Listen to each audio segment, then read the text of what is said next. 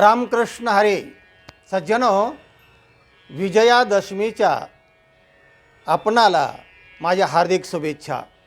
दसऱ्याच्या दिवशी आपण ते आपट्याचे जे पानं असतात ना, त्याला सुवर्णमुद्रा म्हणून आपण घरोघर जाऊन ज्येष्ठ श्रेष्ठ व्यक्तींना देतो आणि नमस्कार करतो. त्याचं काय महत्त्व आहे त्या आपट्याच्या पानाचं, ते आज आपणाला सांगणार आहे. तेव्हा दक्षिण काशी समजल्या जाणारं पैठण, तिथे एक ब्राह्मण पुत्र, त्याचं नाव कौत्स. तो कौत्स आपल्या गुरुकडे विद्याभ्यास करण्यासाठी गेला. त्या गुरुचं नाव वरतंतू. त्या आश्रमामध्ये अभ्यास करत असताना बऱ्याच वर्ष अभ्यास केला आणि 14 विद्या त्याने संपादन केल्या. संपादन केल्यानंतर गुरुने सांगितलं, आता तो परिपूर्ण झालेला आहेस, 14 विद्या तुझ्या पूर्ण झालेल्या आहेत, आता तो जाऊन गृहस्थाश्रम करू शकतो. तेव्हा तो कौत्स मोठा निष्ठावान होता आणि कोणाचाही श्रम फुकट घेऊ नये. गुरुने एवढ्या विद्या आपल्याला शिकवलेल्या आहेत, तर गुरुदक्षिणा म्हणून आपण काहीतरी दक्षिणा दिली पाहिजे. म्हणून त्याने नमस्कार करून गुरुजींना सांगितलं, महाराज आपली दक्षिणा काय द्यायची? तर ते वरतंतूने सांगितलं की अरे तू घरी तुकडून दक्षिणा देणार आणि तुझ्याकडे काय आहे दक्षिणा देण्यासाठी, आणि 14 विद्याची दक्षिणा द्यायची मूल्य त्याचं किती होणार? ते म्हणलं काही का असेना, माझ्या पद्धतीने मी देईल, पण तुम्ही सांगाच. खूप आग्रह धरला आणि खूप आग्रह धरल्यानंतर मग गुरुने त्याला आकडा सांगितला. तू फारच आग्रह धरतोस ना, हट्टी आहेस ना, तर मग 14 कोटी सुवर्णमुद्रा मला दे, कारण मी तुला 14 विद्या शिकवल्या आहेत. हो म्हणले, हरकत नाही महाराज, त्याप्रमाणे मी प्रयत्न करतो. आणि मग त्याने विचार सुरू केला की आता ह्या 14 कोटी सुवर्णमुद्रा कोण आपल्याला देणार, कशा मिळवायच्या या?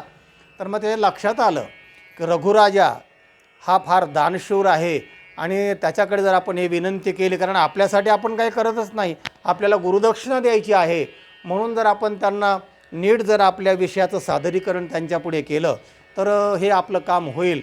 म्हणून तो रघुराजाकडे गेला, नमस्कार केला, महाराज मी असा कौत्स नावाचा मुलगा, आणि तुम्हाला एक विनंती करतो आहे की मी गुरुकडे 14 विद्या शिकलेलो आहे आणि मला गुरुला 14 कोटी सुवर्णमुद्रा गुरुदक्षिणा म्हणून द्यायच्या आहेत.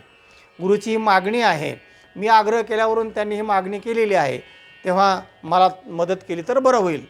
आता म्हणजे आलं का धर्मसंकट.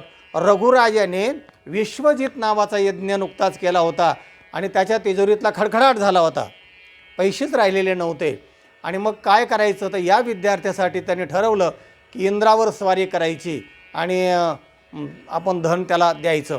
आणि मग त्यांनी जाहीर केलं, इंद्राला हुकूम केला की 14 कोटी सुवर्णमुद्रा जर ताबडतोब दिल्या नाहीत तर मी तुझ्यावर स्वारी करील म्हणून.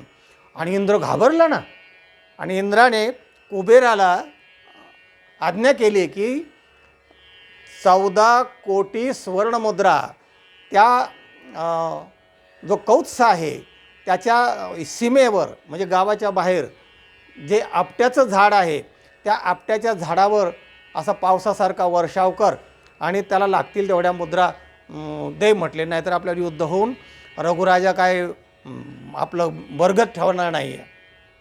झालं. मग त्या कुबेराने त्या आपट्याच्या झाडावर त्या सुवर्णमुद्राचा पाऊस पाडल्यासारखा सुवर्णमुद्रा टाकल्या आणि मग त्या कौत्सने बरोबर 14 कोटी सुवर्णमुद्रा मोजून घेतल्या आणि गुरुकडे गेला. गुरुना सांगितले, हे घ्या महाराज. अरे शिष्य मोठा निष्ठावान आणि मोठा चमत्कारिकच दिसतोय, तो आणला कुठून? म्हणले, महाराज मी तुमची विद्या आहे ती, माझं विद्येचं सादरीकरण कोणाला मागावं, किती मागावं, कसं मागावं हे मला तेवढंही समजलेलं ना तुमच्याच कृपेमुळे.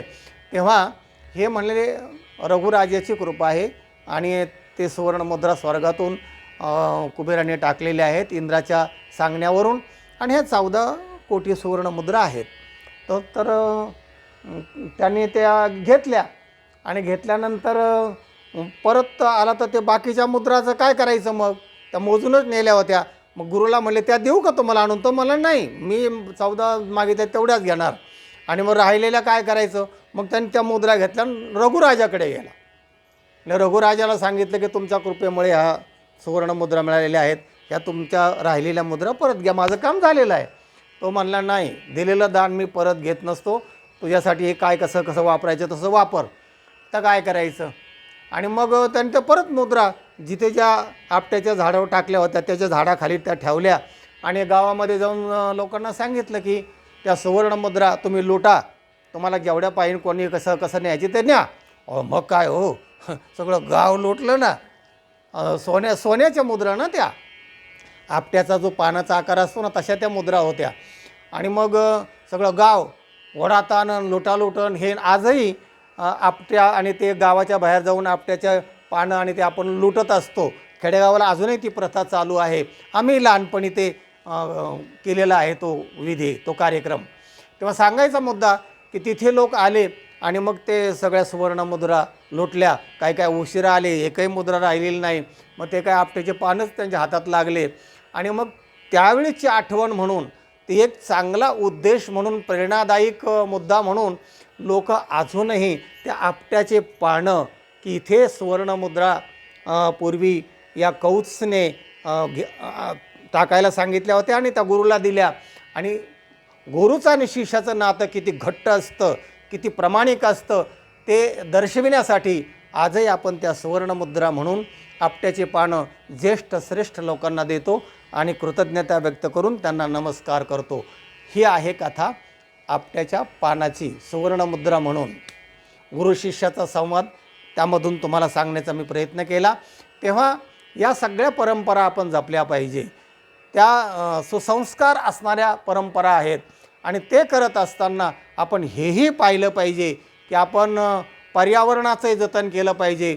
पानं ते ठीक आहे, पण त्याच्यासाठी अगदी झाडाच्या मोठ्या मोठ्या फांद्या तोडून आणायच्या आणि त्या झाडं नष्ट करायचे असं फक्त करू नका. आणि त्या प्रतीक म्हणून आपण एक एक पान दिलं तरी चालेल, अगदी एवढ्या फांद्या दिल्या पाहिजे असंही काही नाही आहे. तेव्हा असा हा सुवर्णमुद्रेचा कथाभाग आहे. हा कथाभाग इतरांना ऐकवा, व्हिडिओ इतरांना पाठवा, लाईक करा आणि ज्यांनी चॅनलला सबस्क्राईब केलेलं नाही त्यांनी सबस्क्राईब करा. रामकृष्ण हरी.